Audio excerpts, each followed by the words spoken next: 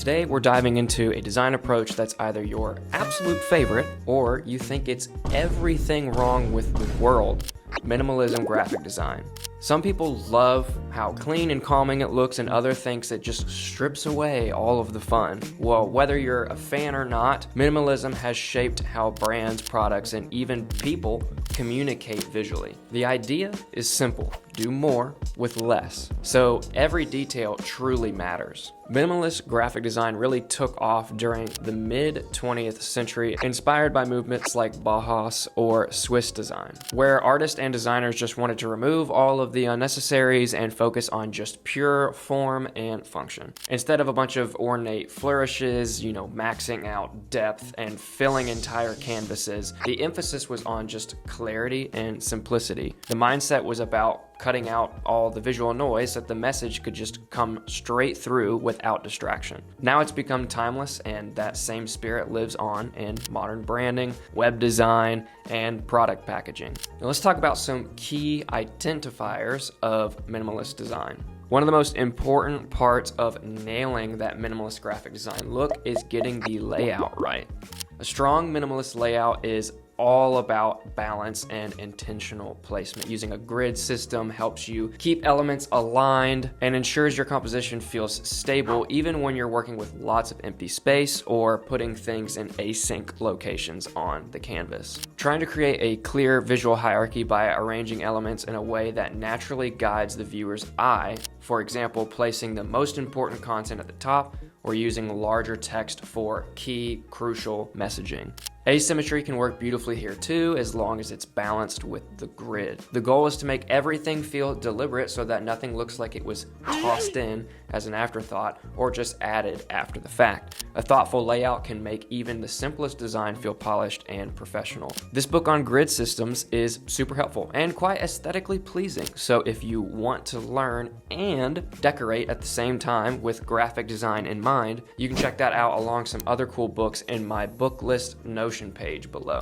Now let's talk about whitespace, which minimalism makes use of very generously. Hear me out. It's not just empty space. It gives the design room to breathe and directs your focus exactly where it needs to go. When you remove all the clutter, what remains has to work harder, which means every line, color, and word pulls more weight. It's not as simple as it looks, but that is the whole point. The result is that your eye naturally lands on what's important without feeling overwhelmed. A lot of designers can actually find it more challenging to work in this style because it demands so much intentionality. In certain design styles, you can just hide behind a bunch of layers and color and texture and just throw everything in there and make it look as awesome as you want, but stripping everything away and making something look awesome with so few elements is actually really difficult and takes a lot of practice. Typography plays a huge role too.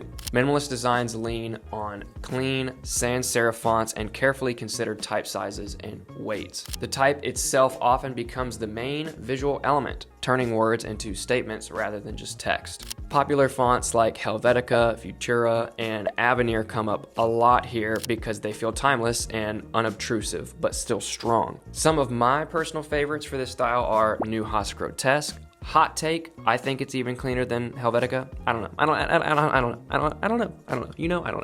And Intervariable, such a clean font. When you're only working with a few elements, the font choice has to carry so much weight of the personality in the design. Think of your fonts as the clothes that your words wear. You can't be clean, modern, and straightforward if you're fully dressed head to toe in the king's garbs. There is, however, plenty of space in the minimalist realm for some clean serif fonts. I love instrument serif, and if you don't mind paying just a little bit of money, Perfectly 90s is, in my opinion, the cleanest serif font like ever. It's just so good. It's good.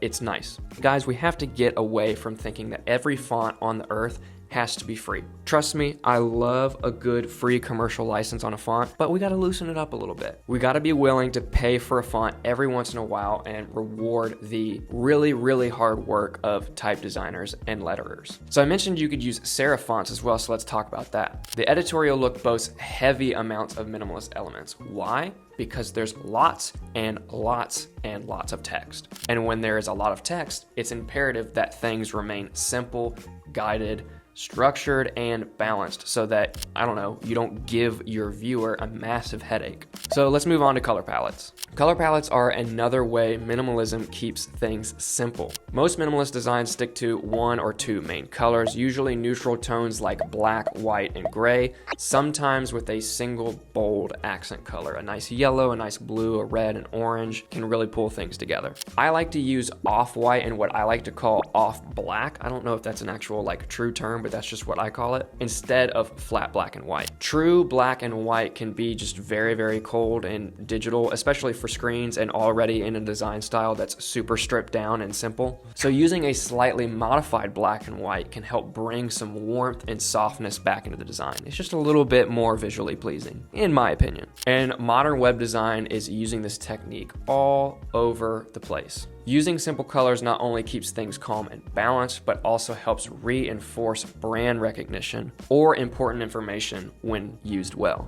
If you've seen a black and white poster with just a pop of an accent color, that's minimalism in action, and it does its job very well. If you're wanting to learn this style, maybe you're a new designer, an aspiring graphic designer, one of the best things that you can do is just look up minimalist graphic design on Pinterest. It's as simple as that. Save 10 or 15 of those pins, the ones that you like, and just recreate them. This will help you experiment and start to understand, well, I like this design, but I want to actually understand why I like it and what contributes to this being attractive. And when you can answer that question, you'll see a huge breakthrough in your design abilities and just your design logic in general. I also have a video here on the channel breaking down Swiss graphic design, which is closely related since most minimalist principles came from the Swiss design movement. So if you want to nerd out a little bit more and continue learning, go check that one out. But only after you finish this video, of course. So to sum up, minimalist graphic design shows up everywhere, from brand logos and websites to packaging, social media graphics, tech companies, luxury brands, and lifestyle blogs, just all of it. All use it to feel modern and premium while making their message clear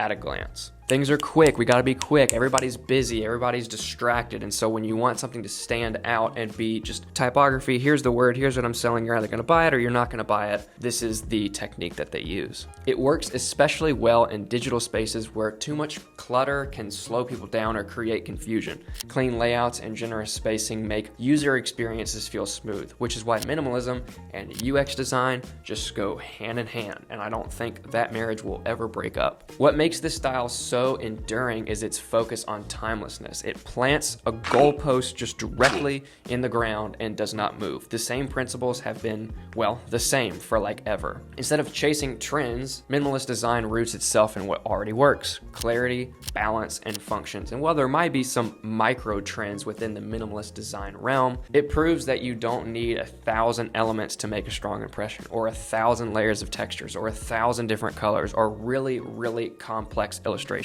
So good news for those of you who feel like just typography is their strong suit. This is probably your area, friend. When done right, minimalism feels effortless. Like we said when I worked back in like live event production, but long before I worked at Kittl, you know the tech team is doing a really good job when you don't even know they exist. So minimalism isn't about taking away creativity and character. It's about leaving room for interpretation, silence, and exploration. When the logo of the brand is simple, it can adapt to any style or use case. I like to say that freedom isn't the absence of boundaries at all, but proper knowledge of them. I'd love to hear your take on minimalism. Do you think it's boring or timeless? Drop a comment down below with your thoughts. And if you're curious to experiment with minimalist templates, fonts, check out the resources we've linked down below for you. There may even be a discount on a Kittl subscription. Wait, I don't know. Maybe there is. Maybe at the time of this video there's not. I don't know. I hope there is. But regardless, we have lots and lots of minimalist design templates, and the program is just great. And if you're a new designer and wanting to learn, I highly recommend it. Don't forget to like and subscribe so you don't miss any of our upcoming deep dives into design. Thanks for hanging out with us this time on the Kittl channel, and we will see you in the next one.